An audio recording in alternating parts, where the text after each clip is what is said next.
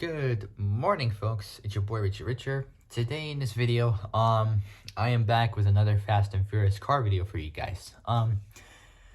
As you might have seen in my last Fast and Furious video, I talked about the 1970 Dodge Charger RT from the first movie. So here it is. This is the one I talked about. If you guys have not seen it, here it is. If you guys want to check it out, feel free to do so. Feel free to do so if you want, or you can do it at a later day. It's totally up to you. But and I recently talked about the 1993 Honda Civic EJ1, the 1995 Volkswagen Jetta, the 1993 Honda Civic EJ1, the 1995 Volkswagen Jetta, the 1993 Mazda RX-7, the 1993 Mazda RX-7, the 1999 Nissan Maxima SE A32, so 1993 Mazda RX-7, 1999 Nissan Maxima SE A32, and the 1995 Nissan Skyline GTR R33. So 1995 Nissan Skyline GTR R33, A.K.A. Big Bird. So out of these ones I've done, I like the R33 a little bit better because, you know, always an RV person. It's always just cool. And I've been doing, like, you know, these videos for a long time. I've been doing Fast and Furious cars for a long time. Specifically, I have been doing, if I find it right here, there it is. I have done the 1995 Mitsubishi Eclipse GS, the 1994 Toyota Supra Mark IV, the 1999 Nissan Skyline GTR R34, and 1999 Nissan Skyline, 1999 Nissan Skyline GTR R34, my dream car, and the 2002 Mitsubishi Lancer Evolution 7, or Evo 7 as you would want it in a shortened way. Oh yeah, and I even talked about the 1999 Honda S2000. What else? I even talked about a Lykan Hypersport 2013 to 2018. That was also featured in Furious 7. So yeah, it was featured in Fast and Furious 7, 2015. I got the movie. It's all good. I even talked about the 1997 Mazda RX-7 Velside from Tokyo Drift, the 2009 Subaru WRX STI GH, and the 2012 Subaru WRX STI GH, and the 2012 Nissan GTR R35, and the 1995 Toyota Supra Mark IV A80. That was my last one until I started to do YouTube again. Took a break for a while and then I got back to it. And then I talked about the 2002 Nissan Skyline GTR R34 from the 4th Fast and Furious movie. From number 4.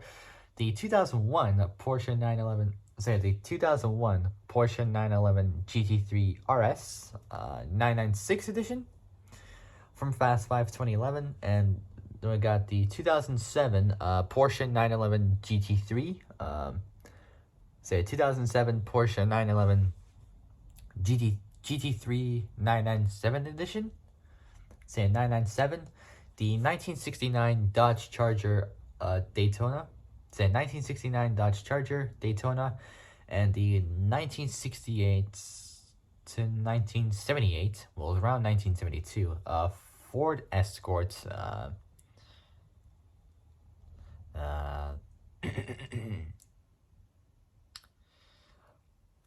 Ford Escort Mark I.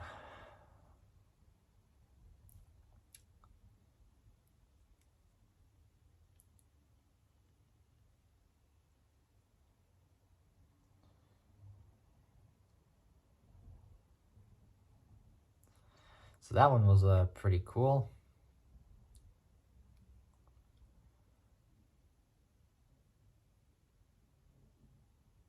And then I talked about the 2012 Nissan GTR R35 Ben Sopra. That's right, Ben Sopra edition of this car. And I talked about the 2001 Nissan Silvia S15 Spec S, the 2002 to 2003 Nissan 350Z Z33, and then I talked about the 2006 Mitsubishi Lancer Evo iX or Evo 9. And then I talked about the 1967 Ford Mustang Fastback with the RB26 swapped into it. And I talked about the 1995 Nissan Skyline GTR R33, aka Big Bird. 1995 Nissan Skyline GTR R33, aka Big Bird. The 1999 Nissan Maxima A32, 1993 Mazda RX-7, 1995 VW or Volkswagen Jetta, and then I talked about the 1993 Honda Civic EJ1 and the 1970 Dodge Charger RT. Now I'm gonna be talking about another Fast and Furious car, but this one is a different one because this one is gonna be from the second installment. So that one is gonna be a good one, and I got it all prepared and ready to do it. So without any further ado, before we start, make sure you guys like this video. So like this video, subscribe. So like this video, subscribe, comment below what you guys think, hit that notification bell, and hit all so you are alerted of when I make new uploads. So, today, I'll be talking to you guys about another car from Fast and Furious, but this time we're on to the second installment. So, and after that, I might do Tokyo Drift, and then up to like 4th, 5th, 6th, and then up to the 7th installment. And I figured I'll do it up to the 7th installment, yeah. So all of them until number 7. And this one, like, I even got the movie, so Fast and Furious 7. So I figured, you know, that would be kind of cool to do so. And so to honor the late actor Paul Walker. And for those who don't know what happened, around 3:30 p.m. it was, Paul Walker recently was attending a charity event called Reach Out Worldwide, or ROW for short, and he had an intense passion for helping others and was a magnet for adventure. He was involved in every aspect of ROW.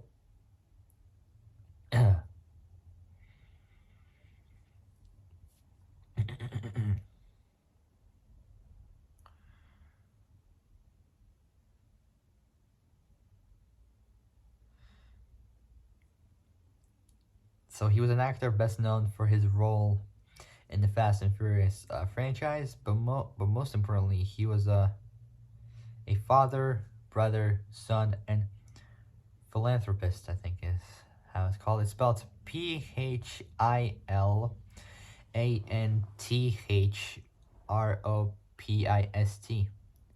Philanthropist, I think I said it right. I can't really tell. I think I said it right. Yeah, I think I did. Philanthropist. Paul had an intense passion for helping others and was a magnet for adventure. Paul was involved in every aspect of ROW, from putting boots on the ground and developing with the team, to fully funding the entire organization and all deployments prior to his death as well. And when the earthquake in Haiti occurred in 2010, Paul called up a few of his friends, packed up some duffel bags of supplies, and took off. Paul's good friend, Jesse Bryson Dean, I think it's spelled, I don't know if I said it right, but it's spelled It's spelled Brisendine, reflects on that initial row development to Haiti, which was becoming the first unofficial reach out worldwide development.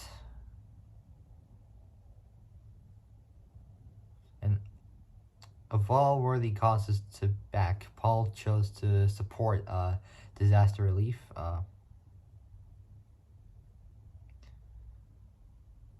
And for those who don't know what Row is, I have the answer right here. Row is a platform for like-minded individuals to make a difference in other people's lives. It started as as an idea and has transformed into a culture, uh, equally benefiting the volunteer as much as the people they are insisting. It's the journey from here to there. It's turning the I generation into a goodwill generation. It's giving good people not just a voice, but a chance to act. It has become far greater than any one member, and it's become a small symbol of hope.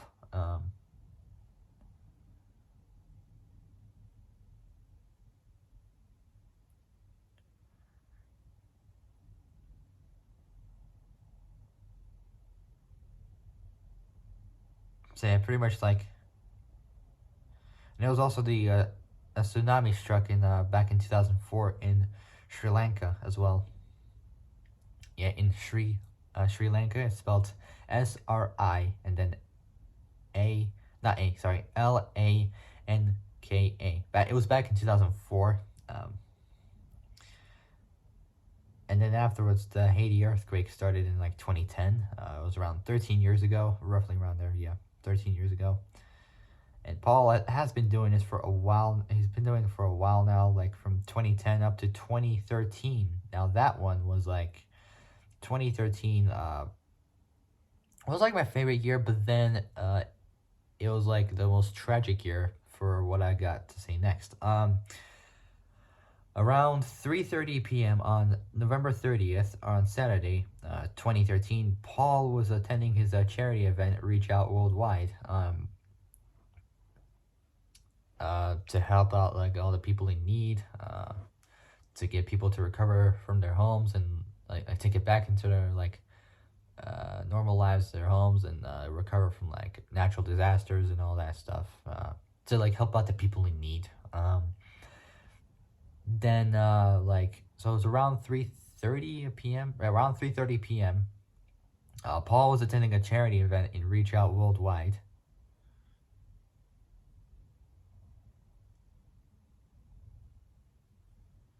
So yeah, Paul was attending his charity event in Reach Out Worldwide. And then afterwards, like, so he was attending a charity event called Reach Out Worldwide, his own charity event, but he founded back in 2010 during like the Haiti earthquakes and all that stuff. For around 3 years, he's been doing this. And like, even Paul was still filming Fury 7 back in 2013.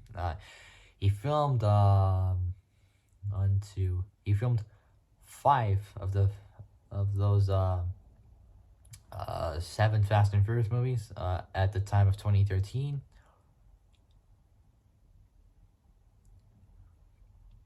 So well, 06, because Fury 7 wasn't even out yet until 2 years after 2013.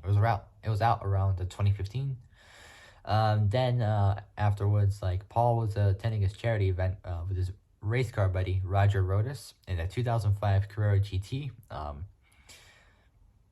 Paul's dream car, also my dream hypercar at that time. And then afterwards, Paul got in the car in the passenger side with Roger driving in the driver's side. And then as Toy Drive was finished, both Paul and Rodas, they were driving away from the away from the charity event. Well, not charity event. Sorry. Toy Drive. There we go. They were driving away from Toy Drive.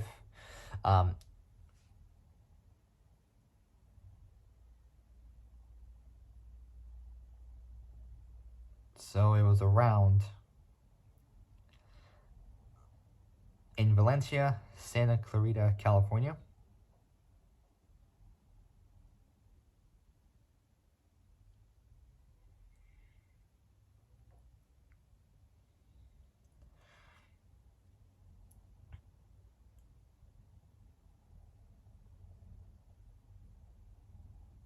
So they were driving around like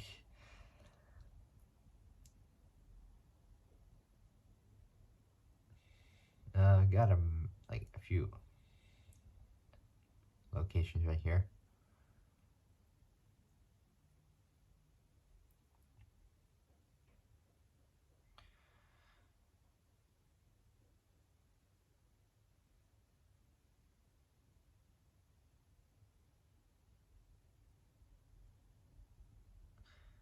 So they're basically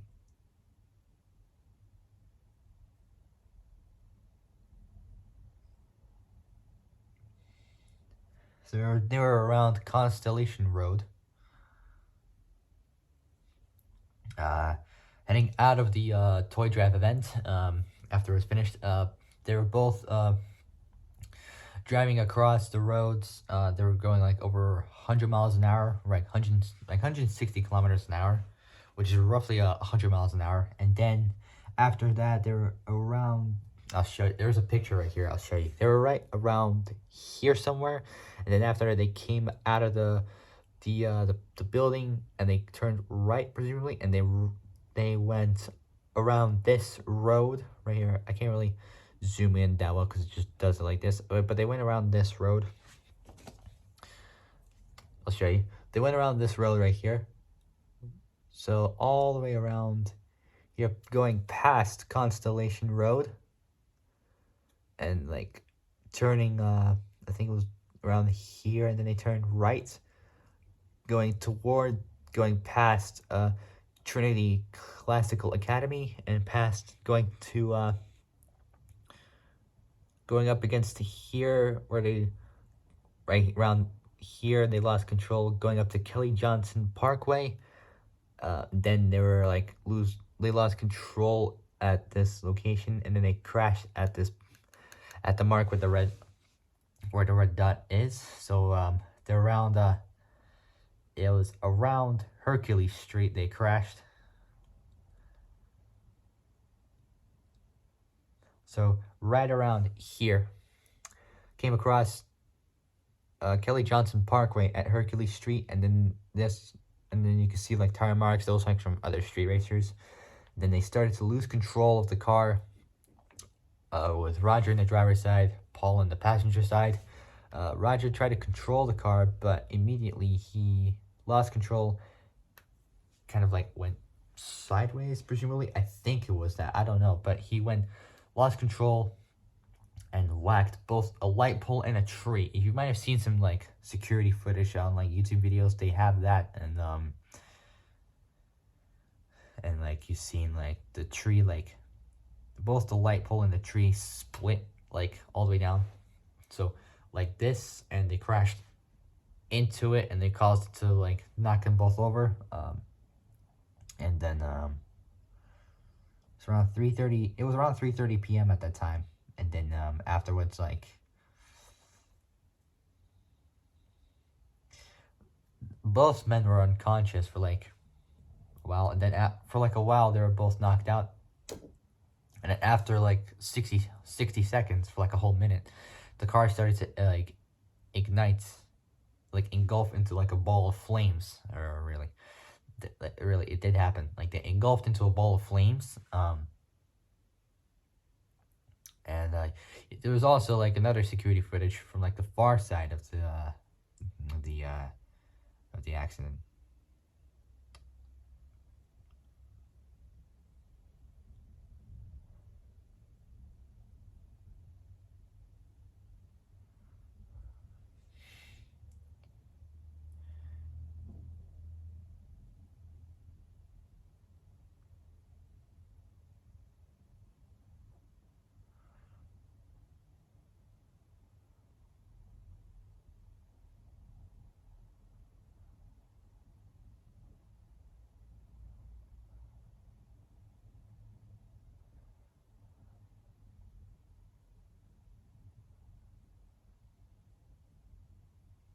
So at this, I think it was this precise location. I can't really tell, but it was around this road. It was around Constellation Road.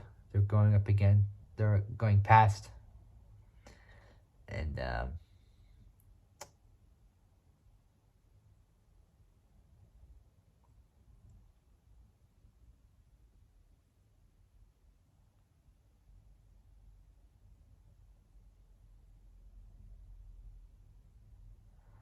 so it's going and going and going.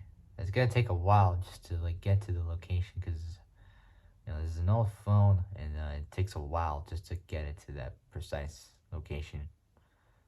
Um, so it's taking a while, like, and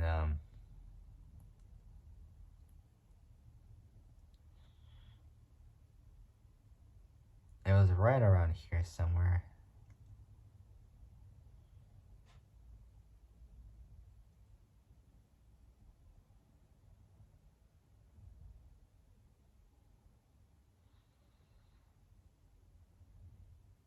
So, but it was around there at that site.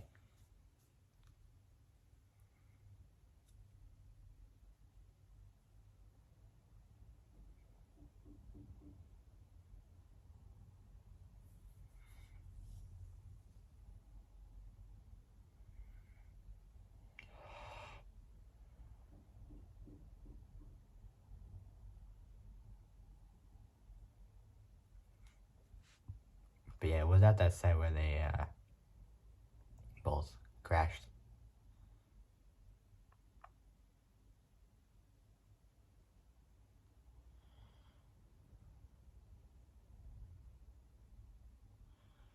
And it's been like over 10 years since Paul died. I mean, and he wasn't even finished filming Furious 7.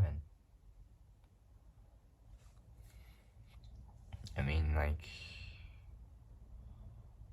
when I first heard that Paul died, I was like immediately into shock. Like, and I felt emotional inside. Like, I was like, no, no, no, no, no, this can't be happening. This can't be happening. It was just, it was just soul crushing. It was devastating. And like,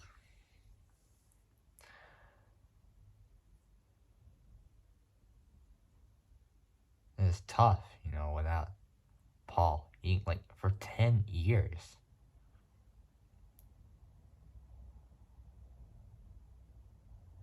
It's like a whole decade pretty much without Paul. A whole decade. That's insane.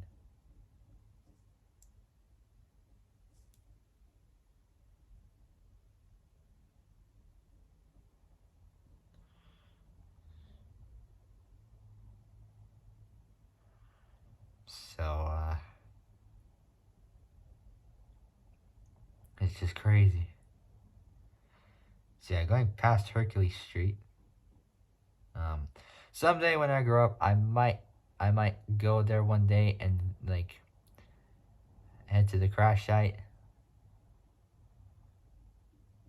to to go and like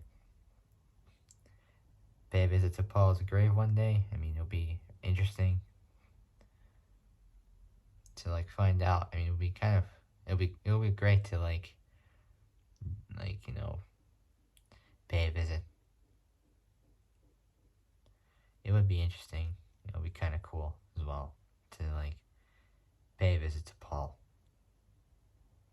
All right, so I think this is it.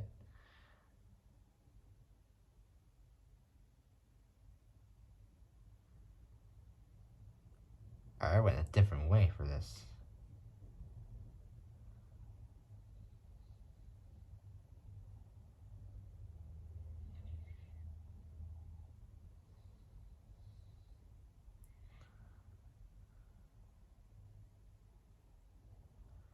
All right, we're at at the site at Kelly Johnson Parkway at Hercules Street. So this was the location of where he died. Going from right around this turn from Kelly Johnson Parkway up till Hercules Street, right here, and around there was the crash site. So where Paul died. It's around.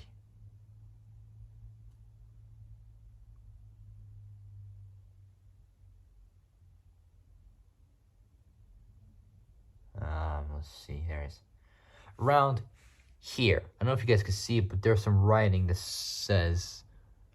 I think it does say Paul Walker on there.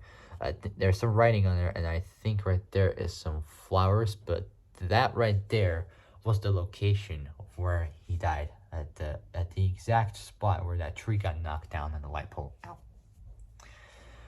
So this was the precise location of where he died, around 25601 Hercules Street. If you guys want to go and visit there, feel free to do so to pay respect to Paul.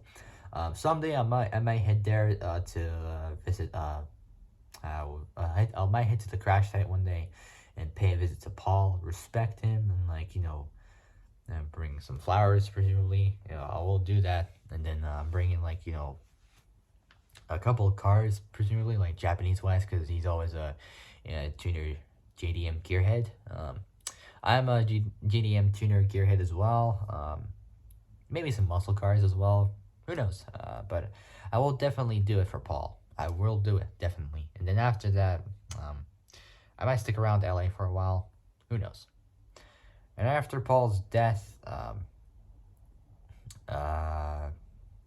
none of the guys had any alcohol, so that's a relief. So they're alcohol free, so they don't have any in their system. Basically, after that, as they were going like 100 miles an hour, they crashed into a light pole and tree. Both men got knocked out. The car started to engulf in flames after like 60 seconds. They both were trapped in there.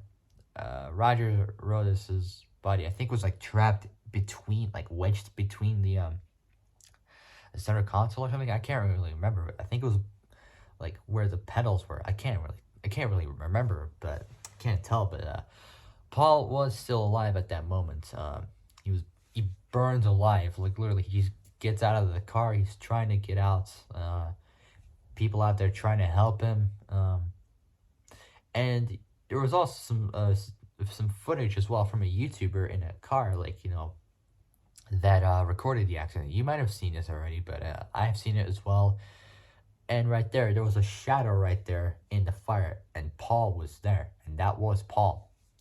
And it was shouting for help. And if you would just hear in the far distance, it was like, help.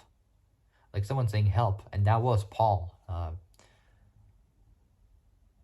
He was he was shouting for help. And everybody tried everything. Fire extinguishers, water hoses, everything to put the fire out. But nothing was succeeded. It was completely unsuccessful. And that left Paul dead. And he did also suffer like severe burns and like broken bones as well.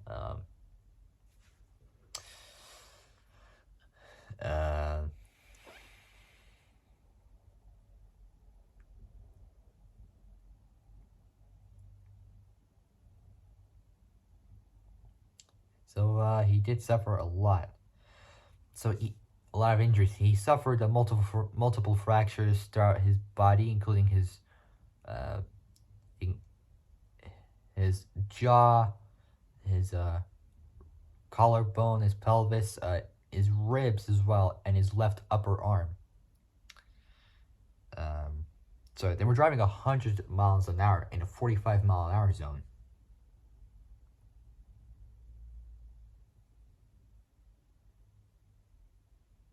And both men were wearing seatbelts as well. And they were securely fastened. and all cars' airbags had also been deployed correctly. Uh, it says right here, was Paul Walker wearing a seatbelt when he died? And it says, I can see from the crash investigation reports that both Paul and Roger were wearing their seatbelts and that they were securely fastened. All the car's airbags had also been deployed correctly. But Dr. Michael Hunter shares in a sneak peek of RELZ or REELZ's upcoming documentary, Auto PSY Paul Walker. Here it is. There's some info list of what I just found right here. And if you want to visit this, it is all on Inside the Mysteries of Paul Walker's Tragic Death by OK Magazine. So if you visit, if it's on okmagazine.com. You can visit that and you can see all the information right here. I'll zoom in closer so you guys can check it out. I don't know if you guys can see it that well, but I will admit it's a bit blurry, but I don't know if you guys can see it that well, but yeah. Focus. Focus. Come on, focus. Focus. Focus. Come on, focus. I don't know if it's gonna focus that well, but the Paul Walker also had a private funeral at that time, and so yeah, that was what happened to him. I mean, it's shocking to believe of what happened. Like, it's been over 10 years since Paul died. Whole decade. 10 years. That's insane. That's just crazy to believe, you know. And if I were to go back in time, I mean, I don't know if it's possible, but if it is, I might. That would be kind of cool to go back in time. If I were to go back in time to 2013, November 30th,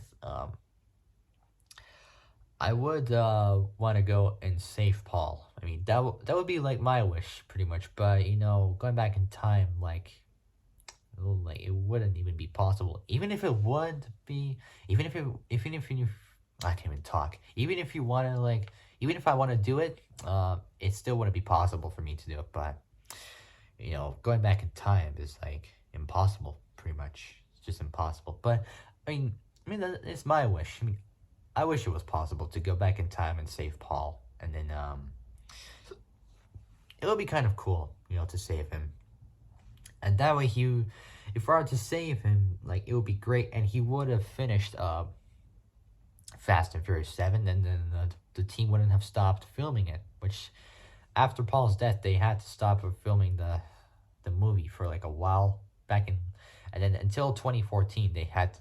That was until 2014, I think it was, after Paul's death. They had to continue.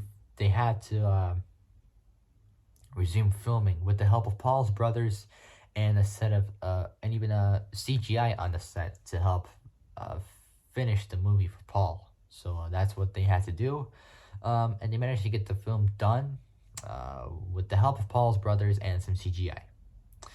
And Paul Walker's character was not in the other Fast and Furious movies, but he was mentioned in Fast and Furious 8, which is known as the Fate of the Furious, and Fast 9, or F9 as you call it, which is Fast and Furious 9. He was also mentioned. And then we saw Skyline at the end of the movie, and Brian did return. And then we saw his character again in Fast 10, but it was at the scene in Rio at the beginning part. But he was also mentioned in Fast 10 by Vin Diesel. That he said, a cop and a street racer, they traveled down the same road. I think that's what he said. It said something about, you know, traveling down the same road and like how much they are alike.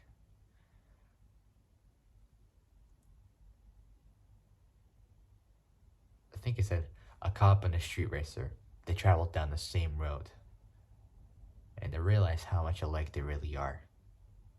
I think he said it. It was something like that. I can't remember, but it was roughly around there. It's been a long time since I've seen Fast 10, but very soon, like getting to the end of 2023 and up to 2024, and after that, 2025, Fast 11 will be out, which is known as Fast X Part 2. So, and there is also rumors saying, and even there's some info saying that Dom and his son Brian had survived that attack that Dante Reyes planned, played by Jason Momoa, who is also in Aquaman as well, which was interesting, which is kind of cool. Uh, Glad they're okay. Glad they survived. It's a relief. So, and one more thing before we start, actually, for real, because over 35 minutes. I would be finished at that time, but God, it's crazy. One more thing as well before I start. I will be doing more Fast and Furious cars in the near future. I figured after I've done this video, I will be doing also a couple bikes as well, because as you've seen in one of my videos before, I did talk about a bike recently. It was a Kawasaki Ninja bike. So it's been a long time since I've talked about this. I'm gonna take a look and see where it is. I got it somewhere here. Where is it? Let me just find it. Somewhere in here. There it is. Bam! Here it is. Info on the Kawasaki Ninja 400. So this was the bike I talked about right here. It was around 5 months ago.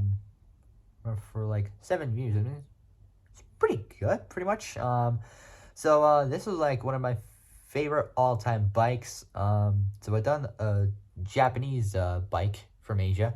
Now I'll be doing more videos on bikes because I've always been into bikes, motocross wise. So yeah, there's only one word to describe this: motocross. That's the main one I just came up with because I'll be doing a few videos on motocross bikes. So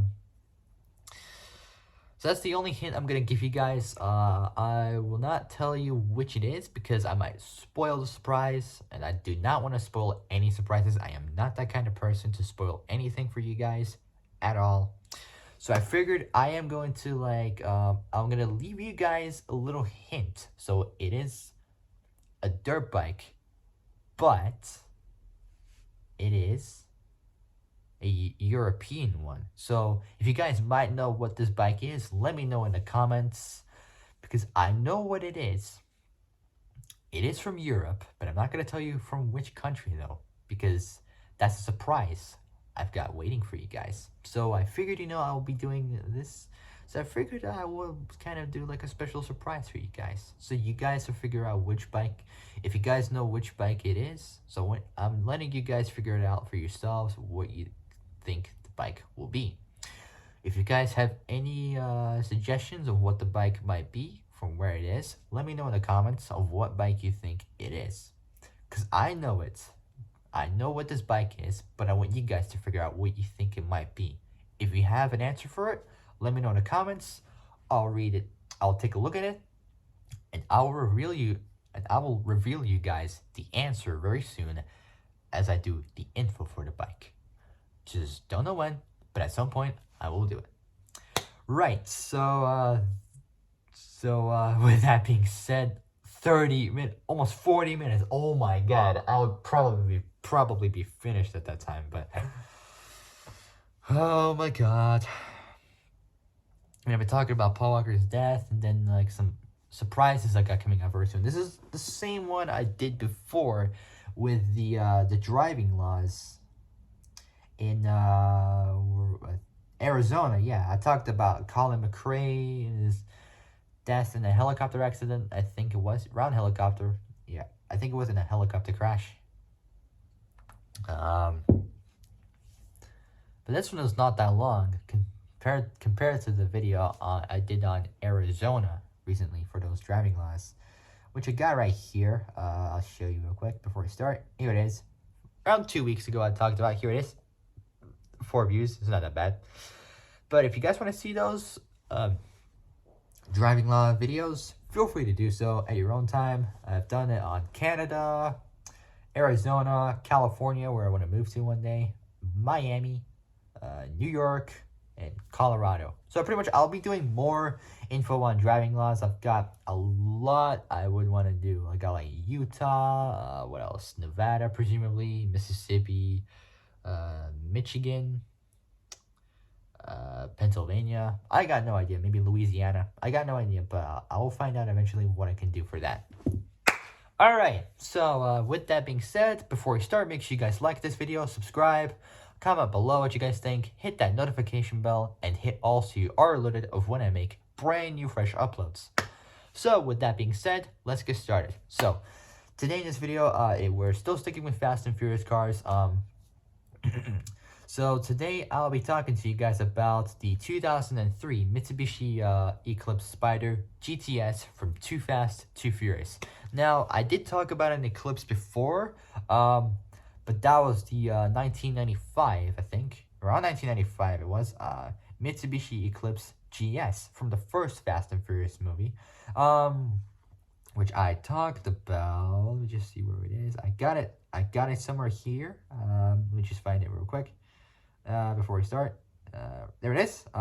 Right here, the 1995 Mitsubishi Eclipse GS from the Fast and Furious 2001. I talked about that car 6 months ago. It was pretty good. Approximately 20 minutes. A little bit over that, but still pretty good. I managed to do it.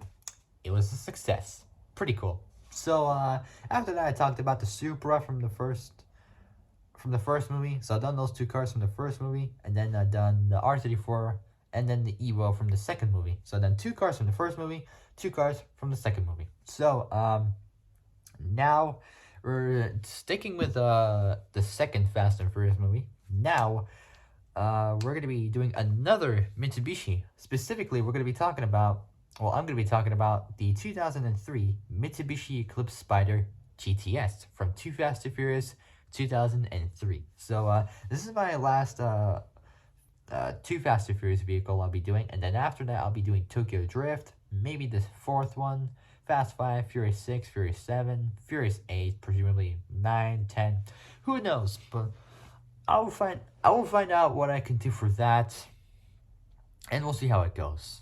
So before we start, make sure you guys like this video, subscribe, comment below what you guys think, hit that notification bell, and hit all so you are alerted of when I make new uploads. So let's get started. With that being said, let's do it. So the 2003 Mitsubishi Eclipse Spyder GTS from Too Fast, Too Furious 2003. Here we go. Overviews first. Let's do it. So manufacturer is by MMC, Mitsubishi Motors Corporation. The make is a Mitsubishi. The model is an Eclipse Spyder GTS. The production year is from 2003. The model status is discontinued. The body and chassis next. The class is a sports compact. The body style is a two-door convertible. The engine, this one is a little bit different to the one it was in the movie used. Well, not really used, but it was sounded like in the movie. Because in the movie, it sounded like a flat-4 Subaru Boxer engine taken out of a WRX STI. Or just a regular WRX Impreza. Who knows, but it was a Subaru engine noise.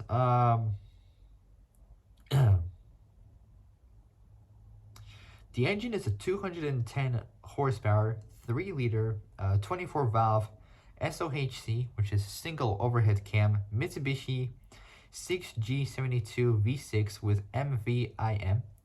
So MVIM, which stands for Mitsubishi Variable Induction Management System, which is like an air intake upgrade, which adds around like 10-15 horsepower, roughly around there. That's the same horsepower configuration that K&N uses for their air filters, because K&N air filters would really add like 5, 10, 15 horsepower.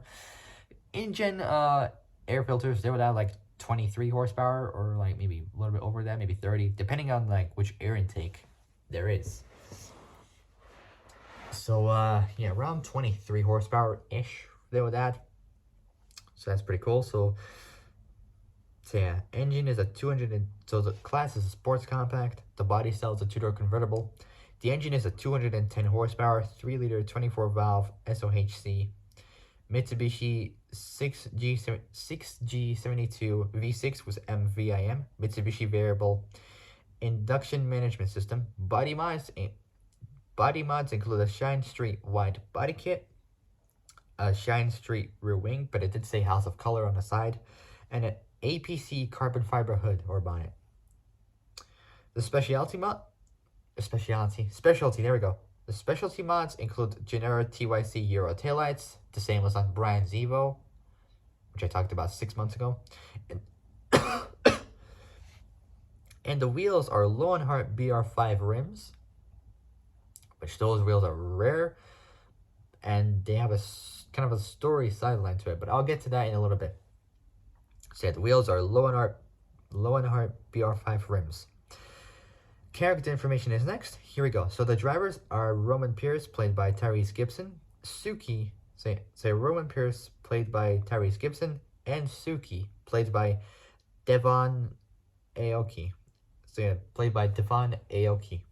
The uses for both racing and transporting drug money. The status is active.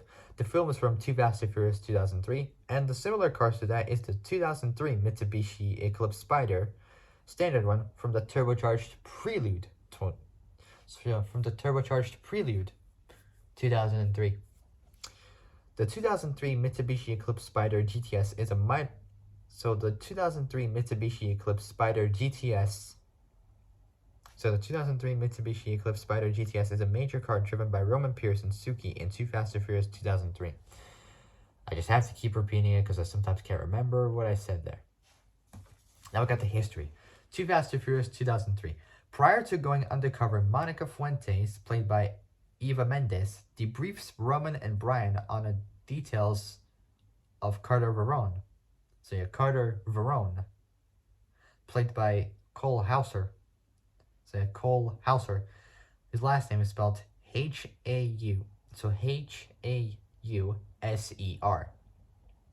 Following the unveiling of the 2003 Mitsubishi Eclipse Spyder GTS and the 2002 Mitsubishi Lancer Evolution 7, which I talked about 6 months ago, Roman claims the Eclipse Spyder for his own. And he said to Brian, "Don't even think about taking a convertible." And he throws his bag into the rear seats, and he said, "Might loosen your moose." And Brian said, "Yeah, that's cool. That's too much chrome for me anyways." And Roman said, "Damn, where'd y'all confiscate these rims from, man?" So yeah, it was funny, you know. With Roman, like, with his funny jokes, it's just awesome, you know. Roman is like a funny character, you know. Following the unveiling of the 2003 Mitsubishi Eclipse Spyder GTS and the 2002 Mitsubishi Lancer Evolution 7, talked about 6 months ago, Roman claims the Eclipse Spyder for his own. Unbeknownst to Roman or Brian, the Spyder was outfitted with a tracking device that was embedded deep within the mechanics of the car. Same with Brian's Evo. When they learned unbeknownst to Roman or Brian, the Spyder was outfitted with a tracking device that was embedded deep within the mechanics of the car. So it was the same for Brian's Evo. It's not just an Eclipse, but it was also for Brian's Evo. So yeah, of the car. When they learned how they're being tracked, both the Lancer and the Eclipse were given to Jimmy, played by Jin Oh Young. So Jin is spelled J-I-N, not G-I-N, as in gin and tonic. Not as a drink. Jin, J-I-N, and then A-U-Y-E-U-N-G, in the hopes that he would be able to remove the devices. They used the Eclipse and the Lancer for a time until he and Brian won the 1970 Dodge Charger RT and the 1969 Yanko Camaro SYC from Corpy, I think. So yeah, Corpy / Fonzie, played by John Senatiempo, and Darden / Fabio, played by Eric Etebari. During the car scramble, Suki drove the Spyder and lured the cops away from Brian and Roman's activities. She was later apprehended alongside Tej Parker, played by Chris Ludacris Bridges, for evading the cops. And Ludacris was also in songs as well he did. Now we got specifications. The Eclipse Spyder was given a resplendent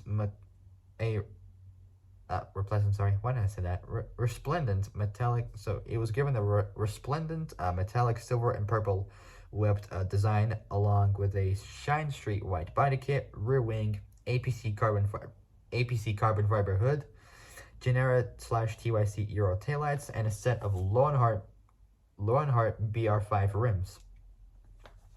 So it had no engine upgrades whatsoever. It even had no exhaust upgrades, turbos, absolutely nothing. It was just bone stock. It also had a GPS device spidered. Spidered into all the main components underneath the hood or bonnet, as well as a custom vanity Florida plate that reads H8TR, which I don't really talk about number plates, but I decided to anyway for just today. Now we got last up is the trivia. The Eclipse Spyder is one of the few protagonist cars that isn't destroyed on screen. The Eclipse Spyder is often identified as a 2002 or 2003 model year car. According to the Fast and the Furious, the official car guide written by Chris Palmer, the Eclipse Spyder is a 2001 model year. However, the car in the movie is clearly an Eclipse Spyder with a GTS trim, a trim that was only available beginning with the 2003 model year. The car was originally painted blue with a spiderweb vinyl and had a yellow suede interior. However, this received backlash from Tyrese Gibson, who said he didn't want to drive a Lakers car. The chrome rims on the car were chosen by Tyrese, and he covered the cost of them, which are like $10,000 a set, which are really rare and hard to find those wheels. So the chrome wheels on the car were chosen by Tyrese, and he covered the cost of them.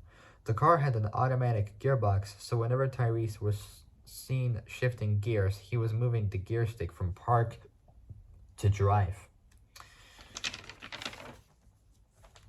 And that is it, guys. So if you guys like this video, sorry I kind of messed it up a little bit, but